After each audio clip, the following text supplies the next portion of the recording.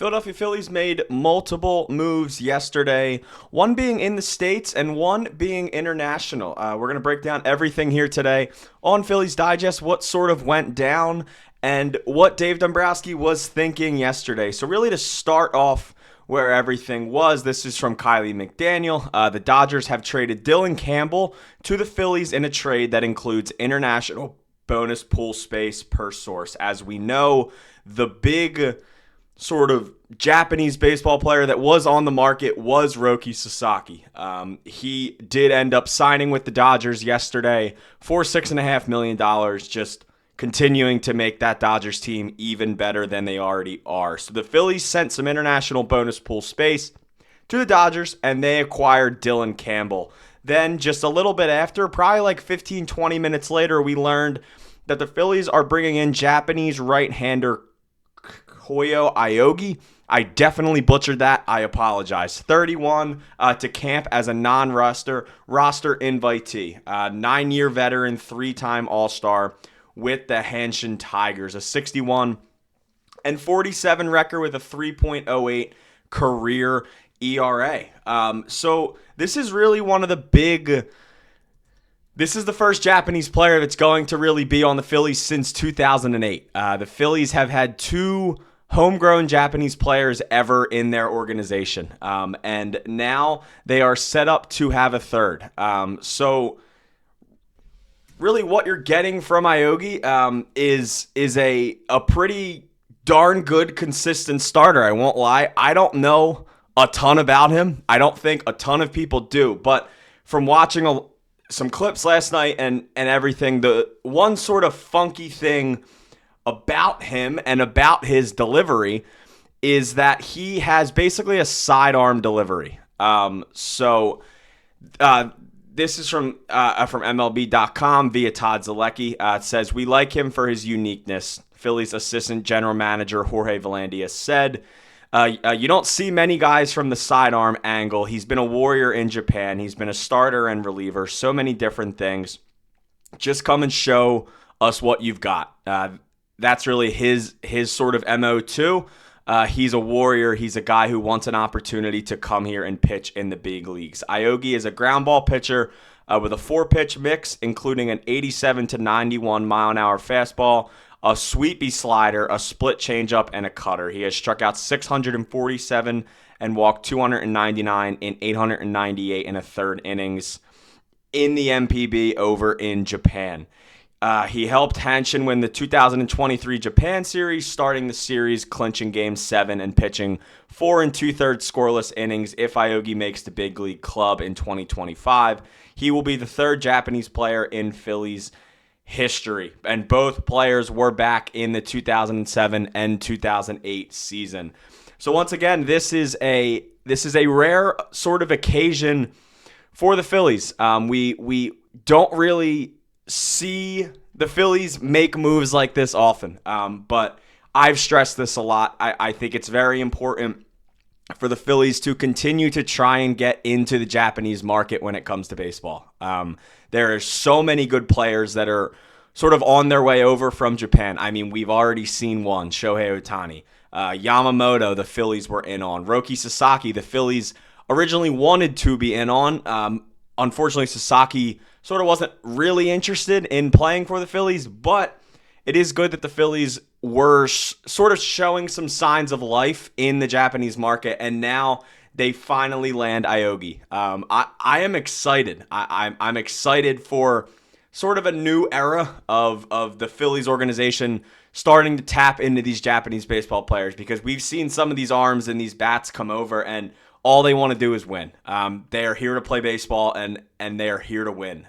But sort of the second part of everything that went down yesterday was the acquisition of a sort of different kind of prospect in Campbell. He was originally at Texas, and it was a very good last season for Campbell.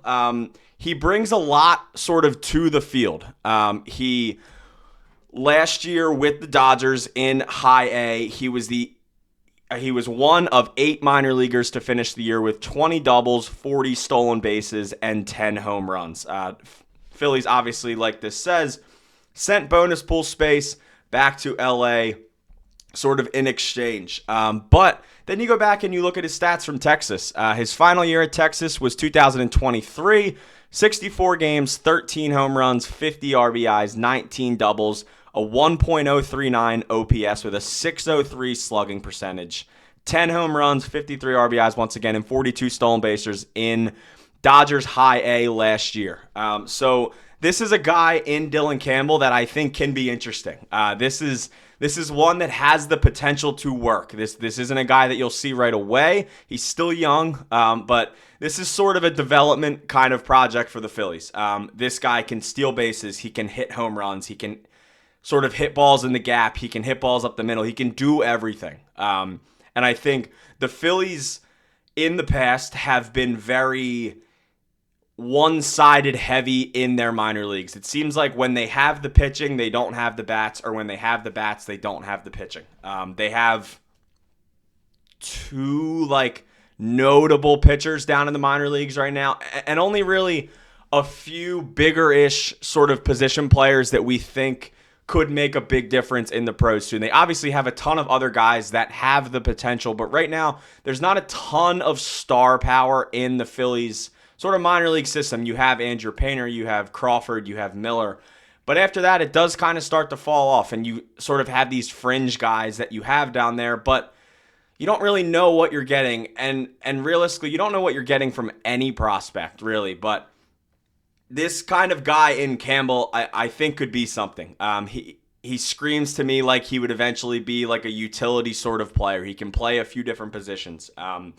It doesn't seem like he's really locked down to a spot, and he can sort of do everything at the plate. So it was an interesting day yesterday for the Phillies. Obviously, unfortunately, the Dodgers once again did load up, and they got Roki Sasaki for $6.5 million. But the Phillies are finally starting to tap into that sort of Japanese market. It is very hard for East Coast teams to land Japanese baseball players. It has been a thing now for a while, and there's not really a ton that these East Coast teams can do. The West Coast is a lot closer to home for these guys, and if these teams like the Dodgers and the Padres and the Angels, they sort of have that Japanese experience and the players in their organization, a lot of these Japanese players like to go where they have other Japanese players there. But now the Phillies, I hope this is the start of continuing to sign more Japanese players. Real quick, this is Aoyagi's career stats.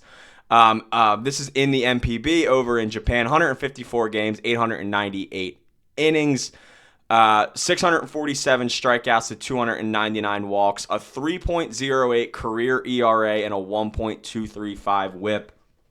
This is a fun one. This is something cool, and I think where the Phillies stand right now, they still have one more bullpen slot available. They basically have 7 guys locked into an 8-man bullpen, and it seems like that last spot is going to be up for grabs.